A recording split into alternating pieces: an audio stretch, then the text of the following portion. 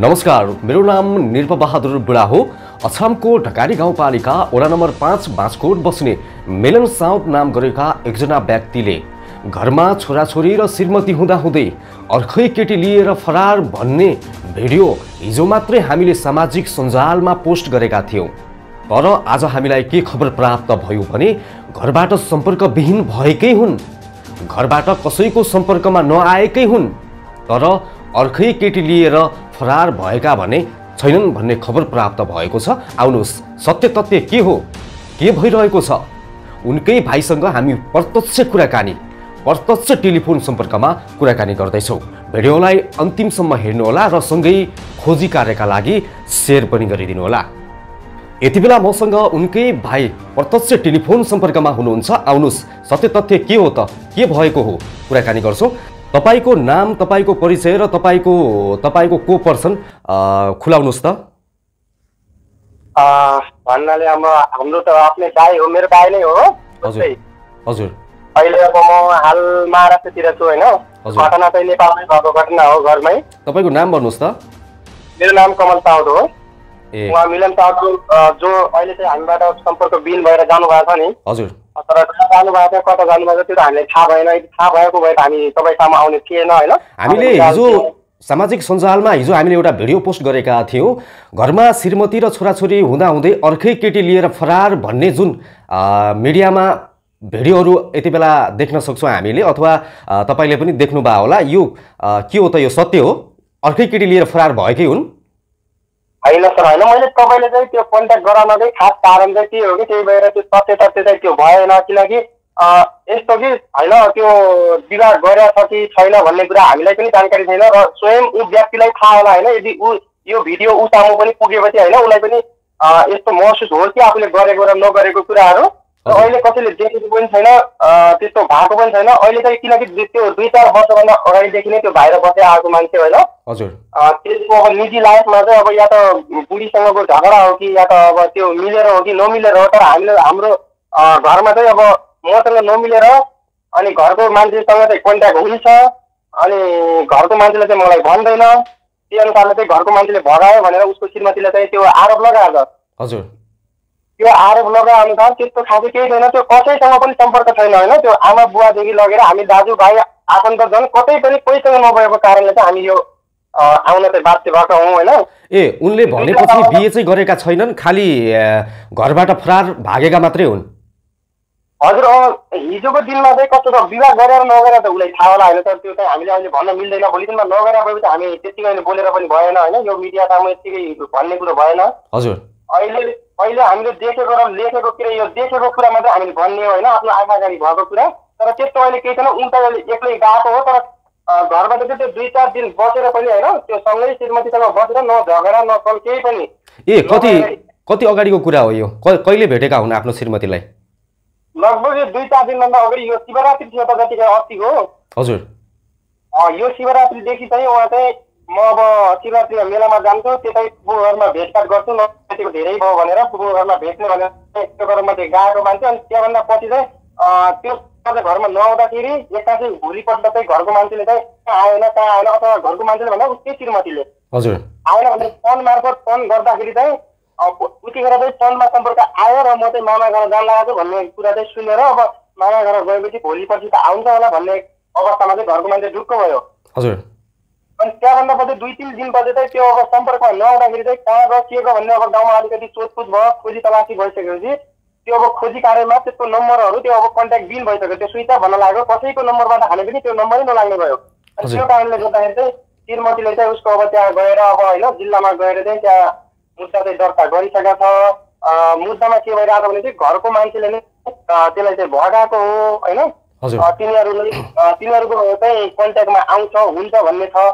तर त्यस्तो केही पनि छैन। उहाँको कन्ट्याक्टमा आउने भएको भए स्वयं पुलिसले नै अस्ति त्यो मोबाइल चेक गरेर उहाँको नम्बरबाट पनि ट्राई गरिसकेको हो। त्यस्तो त्यो निकालिसकेको नम्बर कसैले ट्राई गर्दाखेरि पनि लाग्दैन। यो घटना तपाईँको यो घटना भएको अहिले कति भयो? फरार कहिलेदेखि भएका हुन्? फरार भन्नाले त्यो जतिखेरदेखि यो लकडाउन थियो नि हाम्रो पहिल्यैदेखिको यो कुराहरू त यस्तो लम्बेको। पहिल्यैदेखि अहिले चाहिँ यो हामीहरूको बोल्नको कारण कस्तो छ भन्दाखेरि यो हामी घरको मान्छेसँग पत्र आयो क्या। पहिला चाहिँ हामीलाई त्यो मतलब थिएन, उनीहरू हामीबाट अलग भइसकेका मान्छे हुन् होइन। हजुर।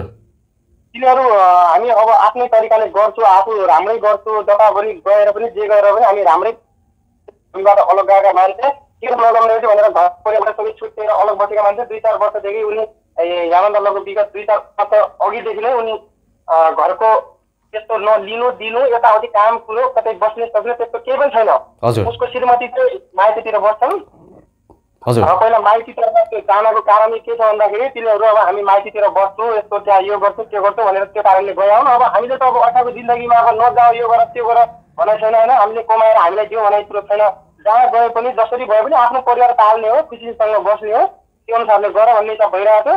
त्यहाँभन्दा पनि त्यो इन्डिया आएर रहेछ होइन। त्यहाँभन्दा पछि त्यो लकडाउन लागिसकेपछि त्यतिखेर देखि नै त्यो कन्ट्याक्ट अलिक कम हुँदा हुँदै गइरहेको थियो।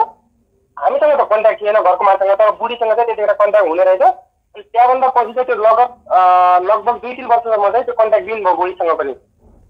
उसको त्यो रिपोर्ट गर्ने बुढीलाई थाहा होला कन्ट्याक्ट हुनुहुन्छ नहुन्छ, तर हामी माथि उसले शङ्का चाहिँ के छ भने मसँग चाहिँ कन्ट्याक्ट छैन, तपाईँहरूसँग कन्ट्याक्ट छ, तपाईँहरूले चाहिँ लुगायो भगायो भन्ने छ। अब हाम्रो त्यो भनेको छैन, हाम्रो चाहिँ भन्ने त्यसमा कुनै कारणै छैन, पुरै छैन। यदि भन्ने बाटो भयो पहिल्यै भन्थे होला त्यस्तो होइन, बालबच्चा नभएभन्दा अगाडि भन्थे होला त्यस्तो छोडिदियो यो गर्दै त्यो गर्दै। अहिले चाहिँ उसको छोरा छ, 4-5 सालको छोरा छ। बच्चापछि कतिवटा छन्? छोराछोरी कति छन्? छोरा एउटै मात्रै छ। एउटा छोरा एउटा श्रीमती? एउटा छोरा एउटा श्रीमती मात्रै हो। उहाँ आफ्नै पहिलादेखि। अनि घरमा झै झगडा, श्रीमतीसँग झगडा या आमा बुवासँग झगडा या दाजुभाइहरूसँग झगडा भएर केही विवाद भएर घरबाट टाढा रहनु भएको हो कि के हो? होइन सर, होइन त्यस्तो विवाद त्यस्तो केही झगडा झगडी घरमा दाजुभाइ आमा बुवा कसैसँग झगडा भएको होइन होइन। अनि अहिले घरमा श्रीमतीले मुद्दा हाल्दाखेरि आमा बुवालाई हिरासतमा राखिएको छ भन्ने जुन समाचार भिडियोमा आएको छ, यो सत्य हो? यस्तो हो त्यो राख्ने भन्ने तर एउटा उ भइरहेको छ, निवेदन चाहिँ त्यहाँ चढिसकेको छ। हजुर, 12 दिनको म्याद भन्ने आइरहेको छ। 10-12 दिनको म्याद चाहिँ राख्ने छु भन्ने चाहिँ हामीलाई पनि त्यस्तो जानकारी भइरहेको छ, किनकि म पनि घरमा नभएको कारणले त्यति साह्रो बुझ्न सकेन। हजुर, तर मलाई जति जानकारी भयो त्यो अनुसार अहिले चाहिँ हिरासतमा हुनुहुन्न, अहिले चाहिँ बाहिर हुनुहुन्छ। अब हिजो चाहिँ गएर उहाँ चाहिँ रिटर्न आइहाल्नु भयो होइन। 10-12 दिनसम्म हामी चाहिँ अब जसरी हुन्छ अब हामीलाई कुनामा राखेर केही काम छैन, हाम्रो बालबच्चा छ होइन, भविष्य अब इक्जाम दिँदैछन्, बुढाका छन्, खेती छ, उहाँ 10-12 दिनमा हामी जसरी हुन्छ कन्ट्याक्टमा आएपछि उपस्थित गराउँछु भन्ने हिसाबले चाहिँ उहाँ चाहिँ घर आउनु भएको थियो सल्लाहले। हजुर, तर उनले स्वयं यो व्यक्तिले पनि यदि यो भिडियो हेरेको छ भनेपछि होइन उहाँको उसमा पनि जान्छ भने जसरी हुन्छ उहाँले चाहिँ हाम्रो कन्ट्याक्टमा आउनु पर्यो, या त तपाईँद्वारा कन्ट्याक्ट हामीद्वारा तपाईँको सामु जसरी हुन्छ जोसँग छ कन्ट्याक्टमा च्यानलमा हुन्छ या कतैबाट हुन्छ त्यो देखे बापत हामीले कन्ट्याक्ट गराउनु हुन भन्ने चाहिँ हामी भन्दछौँ यहाँबाट। अहिले तपाईँले दुःख पाइरहनु भएको छ जे होस् फरार भएर? दुःख त त्यस्तै पाइरहेको छ। प्रहरीले यति बेला खोजी कार्य प्रहरीले गरेको छैन? यदि रिपोर्ट गएको छ, बुढीले रिपोर्ट गरेकी छिन्, मुद्दा गरेकी छिन् भने प्रहरीले खोजी कार्य गरिरहेको छैन उहाँलाई? हो त्यही त, त्यो त अब बुढीको कारणले हो कि के को कारणले हो, त्यो त्यसको भागनाको कारण त्यो हामीलाई थाहा छैन होइन। त्यस्तो बुढीसँगको विवाद चाहिँ हामीलाई थाहा छैन, तर बुढीले चाहिँ हामीसँगलाई चाहिँ टोल्याएको छ कि त्यसमा कस्तो छ भने घरको मान्छेलाई चाहिँ त्यसलाई भगाउँछन् लुगाउँछन् भन्ने छ। घरको परिवारलाई मुद्दा हालेकी छिन् भन्नु न त?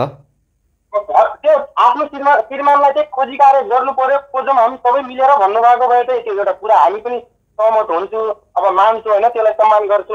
त्यहाँ कुरो के भइरहेको छ भने अब घरका मान्छेले भगाए, सोध्ने केही छैन त्यसमा, खोजी कार्यको लागि त्यस्तो केही कुरै छैन। सिधै म यिनलाई माथि लिन्छु, अब यिनलाई जेलमा कोच्छु होइन, टेबल टक गर्नुपर्छ, माथि सामान्य कुरा गर्नुपर्छ, साथमा यिनले भगा हो जसरी पनि यिनले ल्याउनुपर्छ भने त हाम्रो अब कन्ट्याक्टमा भएको भए हामीलाई चाहिँ यो यस्तो दुनियाँदारीको खर्च गरेर यो रगडा गरेर दुनियाँदारी मिडियाबाजी गरेर हामीलाई चाहिँ यस्तो रहर होइन नि त। आफ्नो घरको कुरा आफ्नो इज्जत गए जतिको होइन, एउटा यस्तो ठिकुदैन खासै आफ्नो घरको कुराहरू बाहिर ल्याउन।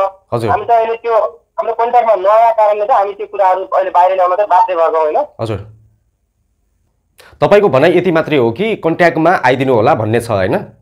यदि जहाँ हुनुहुन्छ हामीलाई हेरिरहनु भएको छ भने कन्ट्याक्ट।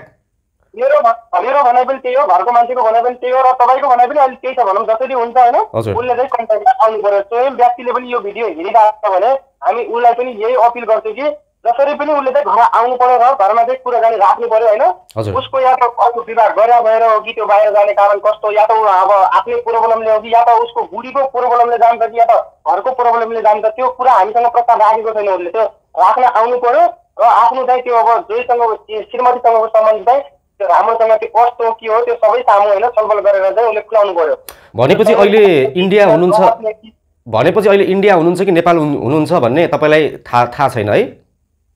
नेपालमा छ कि के अरे त्यो त ढकाडी गाउँपालिका भित्र छ कि या त काठमाडौँ छ कि या त इन्डिया छ, त्यो हामी भन्नाले कसैलाई थाहा छैन। या त मलाई हो उसको श्रीमतीलाई हो आमा बुबा दाजुभाइ कसैलाई पनि थाहा छैन।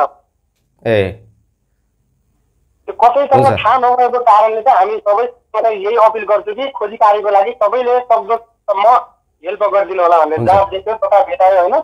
हामी पनि तपाईँसम्म आउनको कारणै यही हो कि अब हाम्रो खोजी के अरे हाम्रो सम्पर्कमा नआएको कारणले होइन तपाईँहरूको भिडियो मार्फत पनि उहाँले भिडियो हेरे मार्फत जसरी पनि कन्ट्याक्टमा आउनु होला भन्न। हुन्छ जानकारीको लागि धेरै धेरै धन्यवाद यहाँलाई। हुन्छ ल हस् धन्यवाद। यति कुरा तपाईँले थाहा पाइसकेपछि हामीलाई मिलन साउदजीले हेर्दै हुनुहुन्छ भने तपाईँको परिवारले तपाईँले गर्दाखेरि अनेक दुःख पाइरहेका छन्। हिरासतमा जानुपर्नेछ आमा बुवाले। सोच्नुहोस् त अब परिवारको कन्ट्याक्टमा आइदिनु होला, के छ समस्याहरू समाधान गर्नुहोला। कानुन छ, भोलि गाउँघरका मान्छेहरू छन् है। यसरी भागेर कतिसम्म तपाईँ बाहिर बस्नुहुन्छ, कहिलेसम्म बस्नुहुन्छ भन्नुहोस् त। तपाईको आफ्नै भाइले अहिले यत्रो दुःख पोखेसो गर्नुभयो। दाइ कहाँ हुनुहुन्छ, आउनुहोस्, हामीलाई एकदमै अप्ठ्यारो भइरहेको छ तपाईँले गर्दाखेरि, पुलिसले लग्ने भनिरहेछ हिरासतमा भनेर भनिरहनु भएको छ। प्लिज तपाईँ यो भिडियो हेर्दै हुनुहुन्छ भने सम्पर्कमा आइदिनु होला। आफ्नो के छ, तपाईँ आफ्नो घर परिवार हो कि आफ्नो श्रीमतीबाट हो कि तपाईँ विवाद भएको अथवा तपाईँलाई मन परिरहेको छैन घरमा केही कुराहरू भन्ने हो भने आउनुहोस्, कानुन छ, गाउँघरमा मान्छेहरू छन्, बसेर छलफल गर्नुहोला। र सबैजनाले यो भिडियोलाई पनि सेयर गरिदिनु होला। मिलन साउदजीसम्म यो भिडियो जसरी पनि पुगोस्।